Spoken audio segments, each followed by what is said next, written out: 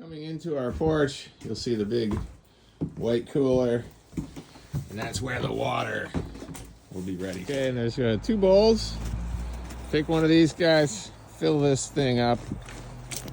And the other one will be for food.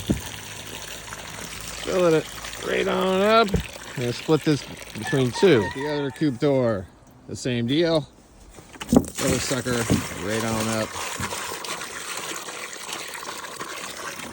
And of course, food's in here.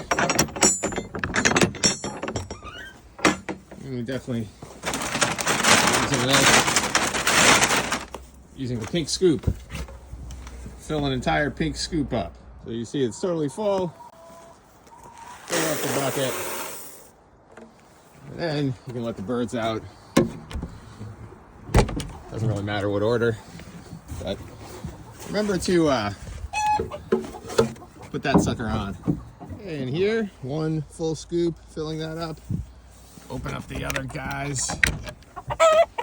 And this little 2x4 slides in there. Keeps everybody happy. Good morning.